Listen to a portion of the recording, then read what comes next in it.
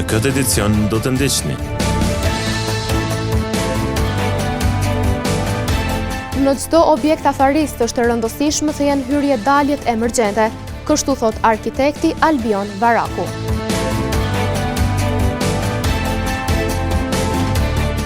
Në Gjakov është mbajtur sot gara ndërkombëtare Kangaroo 2025.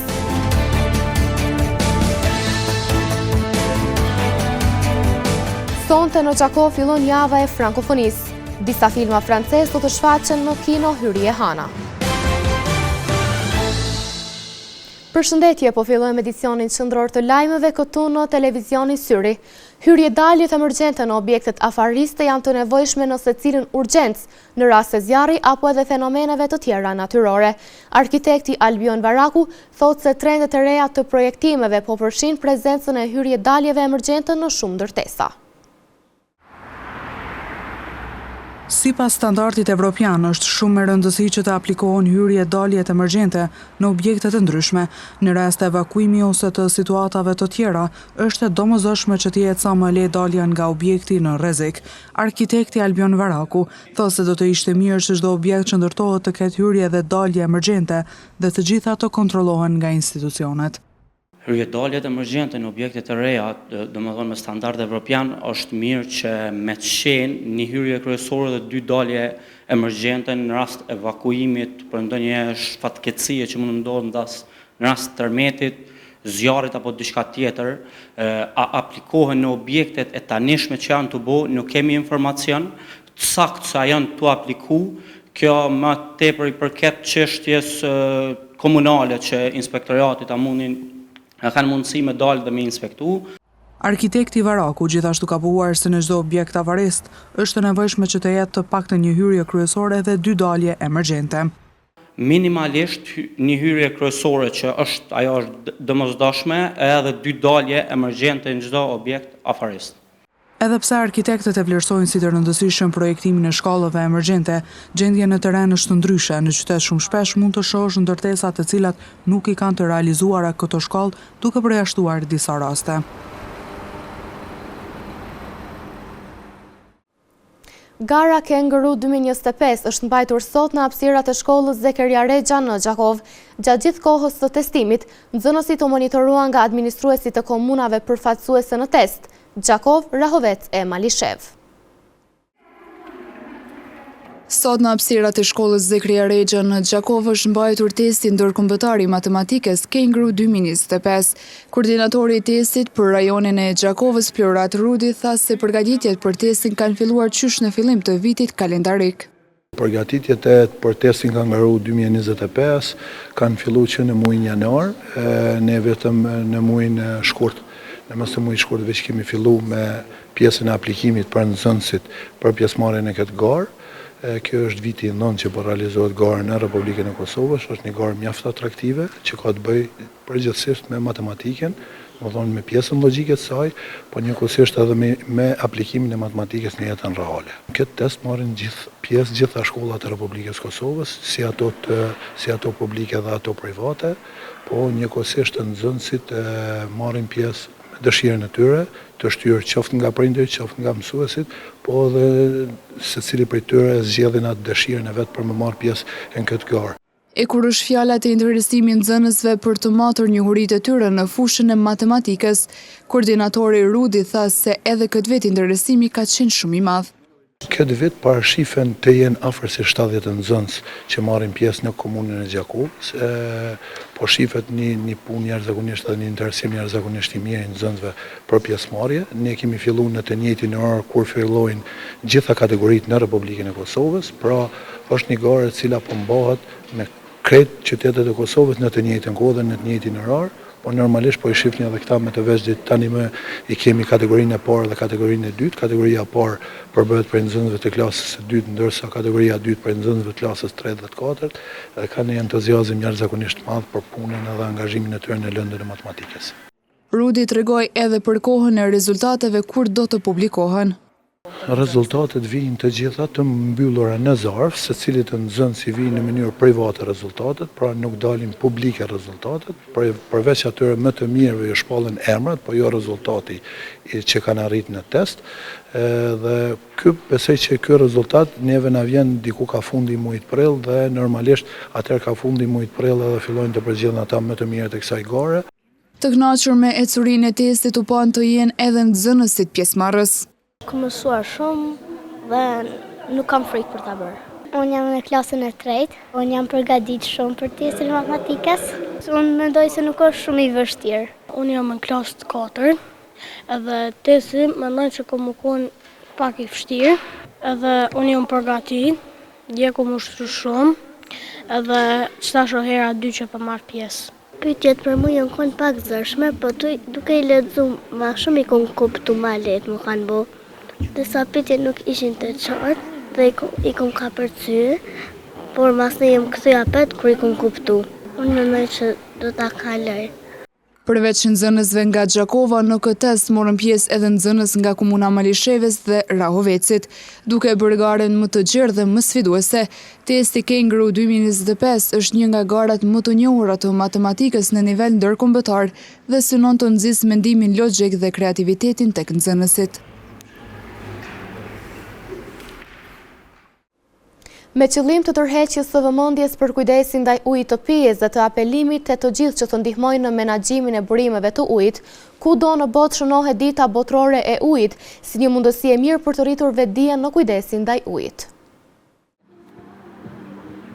Me qëllim të tërheqjes së vëmendjes për kujdesin ndaj ujit të pijes dhe të apelimit të gjithëve që ndihmojnë në menaxhimin e burimeve të ujit, kudo në botë shënohet dita botërore e ujit si një mundësi e mirë për të rritur vetdijen në kujdesin ndaj ujit. Qytetarët e intervistuar sot thonë se uji është një element i rëndësishëm për të gjithë. Uji të gjithë dimë që është përborësi kryesor për jetën e njerëzve të mosforit. Dimë të nisë prej vetvetes, për njeriu përmban 70% ujë. Kjo tregon sa ka rëndësi për njerëzimin, për kafshët, për botën përgjithësi.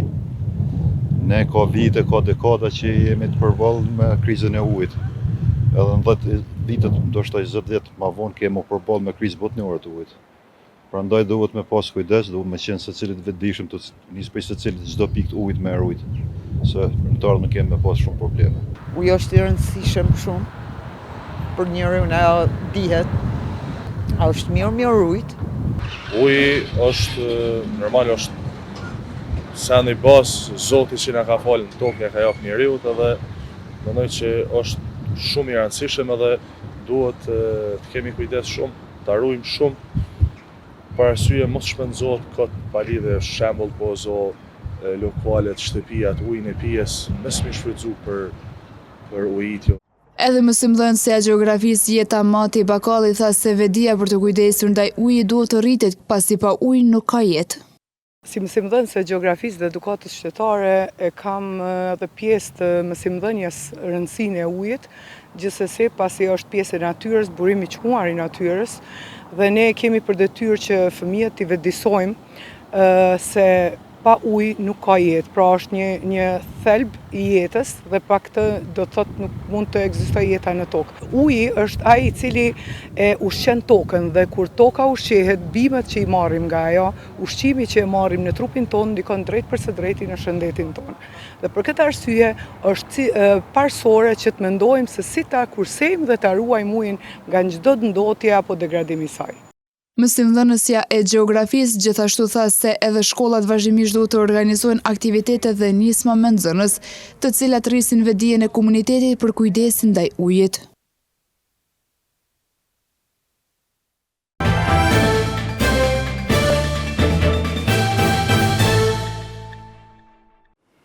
Imunizimi me kohë me vaksinën e fruthit është një mundësi e mirë për ta parandaluar këtë infekcion. Pediatri shqip Nushi Gojani thotë se edhe në spitalin e Gjakovës janë trajtuar së fundmi raste të infekcionit me fruth, por gjithmonë duke apeluar te prindërit që vaksinimi është mënyra më e mirë për t'i mbrojtur fëmijët nga fruthi. Imunizimi me kohë me vaksinën e fruthit është një mundësi e mirë për ta parandaluar këtë infekcion. Pediatre shqip Nushi Gojani thotë se edhe në spitalin e Gjakovës janë trajtuar së fundmi raste të infekcionit me fruth, por gjithmonë duke apeluar te prindërit që vaksinimi është mënyra më e mirë për t'i mbrojtur fëmijët nga fruthi. Deri më sot janë diagnostikuar 3 raste me virusin i cili shkakton morbillin, të cilat janë vërtetuar nga Instituti i Shëndetit Publik. Raste tjera kanë qenë të dyshimta, po që kanë rezultuar negative. Sigurisht, këto vaksinimi faktikisht është vendimi kryesor i cili duhet të realizohet. Kjo do të thotë është e rregulluar me ligj edhe çdo fëmijë duhet të vaksinohet. Realisht është absurde se si prindërit kanë vetbesimin e tepruar që ndalojnë vaksinimin e fëmijës me arsyetimin nga frika se do të jetë të rrezikuar nga sëmundje tjera. Rastet e trajtuara në Spitalin e Gjakovës kanë qenë kryesisht të moshës pediatrike, thot doktoresha, duke shtuar se fëmijët që nuk vaksinohen janë të rrezikuar të bartin sëmundjen edhe të fëmijët të tjerë. Çdo fëmijë i pavaksinuar është rrezik për sëmundjen përkatëse, edhe jo vetëm ai fëmijë, por pastaj rrezikohen edhe fëmijët tjerë tek të cilët ai e bart sëmundjen. Fruthi është një infeksion i shkaktuar nga një virus dhe sipas OBSH-s është një prej sëmundjeve më ngjitse. Ai shfaqet me skuqje në lëkurë, fillimisht me njolla në fytyrë dhe pas veshëve, që më pas përhapen në gjoks dhe shpinë dhe në fund në këmbë. Ndërsa simptoma tjera që shoqërojnë fruthin përfshin temperaturë, koll të thatë, rrjedhje nga hunda, dhimbje të fytit e të tjera. Avancimi të arriturave shkencore dhe zbatimi pajisjeve efikase në raport me trendet evropiane kanë ndikuar që sistemi shëndetësor në Kosovë të jetë i organizuar mirë në sfidën e infertilitetit. Kështu ka bërë të ditur ginekologu Albert Lila. Ashtu si në të gjithë botën, edhe në Kosovë, shpeshtësia e infertilitetit apo pa aftësisë për të ardhur deri të një shtatzani e një çifti është 30 deri në 12%, varësisht prej faktorëve si popullata dhe grup mosha. Me avancimin e të arriturave të fundit shkencore dhe me aplikimin e teknologjive të reja, Kosova po bën përpjekje të vazhdueshme në këtë drejtim. Kështu u shpreh Dr. Albert Lila, ginekolog obstetër. Mund të them lirisht se si në këtë botën edhe në vendet e rajonit e në Evropë edhe në Kosovë, incidenca ose shpeshësia e infertilitetit, që më mirë me thonë e pa aftësisë për me ardhur deri te një shtatzani e një çifti, sillet në përqindje dhe e den 12% varësisht edhe prej popullatës dhe grup moshës e cilat është target. Në këtë drejtim Kosova po bën përpjekje të vazhdueshme me avancimin e të arriturave të fundit të reja shkencore me aplikimin e teknologjive të reja. Si pas doktorit Lila, është shumë i rëndësishëm fakti që Kosova po i bashkohet familjes së madhe europiane, ku sistemi shëndetësor karshi sfidës së infertilitetit është i organizuar si në sektorin privat ashtu edhe publik. Më rëndësishme që Kosova po i bashkohet familjes së madhe europiane në cilën sistemi shëndetësor karshi kësaj sfide, domethënë është i organizuar si në sektorin privat, se që ishte deri më tash në mënyrë shumë të fuqishme i organizuar, kishim për kokë banori numrin më të madh të qendrave të trajtimit të infertilitetit ose të IVF-it në rajon. Aktualisht, Kosova prej vitit 2025 prej janarit ka startu me shërbimin edhe në sektorin publik. Dashur të padosh duhet të pranoj që kjo është e arritur në vendimarrjes në Ministrinë e Qendrësisë edhe në SHSKK, sepse si shërbim i tillë për herë të parë po ofrohet popullatës, mund të thonë edhe në Kosovë, po edhe në trojet shqiptare, sepse edhe anej kufinit nuk ka shërbim të sektorit publik. Kjo na gëzon, na jep kurajë dhe besimin e fortë që profesionistët shëndetësor në Kosovë do të jenë gjendje të ballafaqohen edhe më fuqishëm në trajtimin e një problematike të tillë. Shpeshtësia e rasteve të infertilitetit mund të shpjegohet nëpërmjet faktorëve të ndryshëm, duke vënë në theks se ky fenomen prek njësoj si faktorin femror, ashtu edhe mashkullor. Kjo incidencë ka që shpesh të rasteve, mund shpjegohet me shumë faktorë, ata janë nga më të ndryshmet, por ato që duhet ja përcjellë sot dëgjuesit, teleshikuesit Syri Vizion, që ajo është e barabartë në përqindje duke prek edhe faktorin mashkullor edhe faktorin femnor. Edhe na duhet jem koshient ka kësaj problematike që edhe adresimi, edhe diagnostikimi dhe trajtimi është paralel, është gjithë përfshirës që përfshin edhe babën edhe nonën. Sepse ishte praktike gabune në për vite, kur me shumë vite shkonte vetëm nona, shkonte vetëm gruaja në diagnostikim dhe në trajtim, duke në shkalu rolin dhe faktorin mashkullor. Mes tjera është doktori Lila tha se në ditët e sotme në praktikat e përditshme, rutin është që çifti të futet në bashkëbisedim me profesionistin shëndetësor, nga ku fillon edhe procesi i diagnostikimit, hulumtimit dhe gjetjes së zgjidhjes adekuate. Nga 22 deri më datë 27 mars, në Gjakov do të zhvillohen një varg aktivitetesh në kuadër të javës së frankofonisë, që për kryefjalë ka Gjakovën në këtë edicion. Në kino Hyrje Hana do të shfaqen disa filma francez me tematik të zgjedhur për audiencën. Gjakova këtë vit do të jetë kryeqyteti i frankofonisë në nder të javës frankofone në edicionin e saj të 25, që ka filluar nga mbrëm në Prishtinë për të vazhduar për një javë të plotë në Gjakov. Ky edicion në Gjakov nisonte me mbrëmjen solemne në Pallatin e Kulturës Asim Vokshi, ku krahas fjalimeve do të ketë edhe pika artistike dhe lexim poezish nga aktorët e teatrit të Gjakovës, duke mundësuar për artdashësit një përvojë të veçantë. Ndërsa gjatë këtyre ditëve në kineman Hyrje Hana do të shfaqen 4 filma të ndryshëm francez. Duke filluar nga nesër në ora 19 do të shfaqet filmi Tony and Famille për të vazhduar me datën 24 mars, kur do të shfaqet filmi Le Coris në zhanrin fantazi dhe komedi dramatike, me fillim nga ora 14. Java e frankofonisë në kineman Hyrje Hana do të vazhdoj përsëri me datën 25 mars, kur do të shfaqet filmi Tambur Baton në ora 19 dhe do të përmbyllet me filmin Riena Fotre në zhanrin fantazi, komedi dramatike me fillim nga ora 19. Me moton Atmosfera, java frankofone në Gjakov pritet të sjellë një frym të kulturës, botës së filmave dhe artit francez.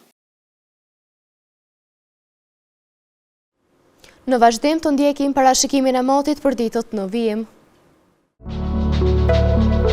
Dita e sotme është karakterizuar nga moti vranët e me diell, me temperatura që kanë lëvizur nga 6 deri në 18 gradë Celsius.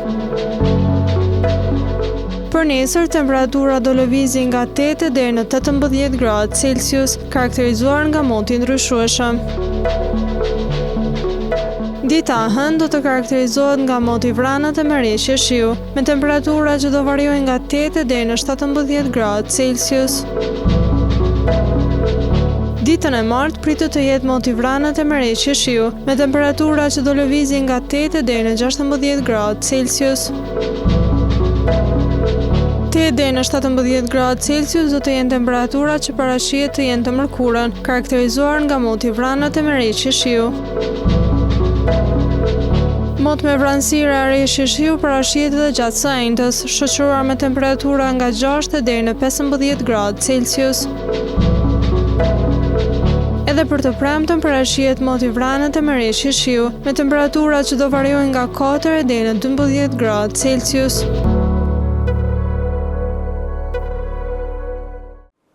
Para se të ndahemi të ndjekim edhe një herë titujt kryesor të këtij edicioni.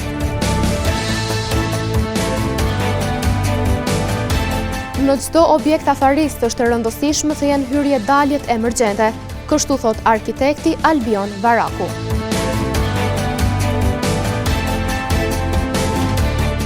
Në Gjakov është mbajtur sot gara ndërkombëtare Kangaroo 2025.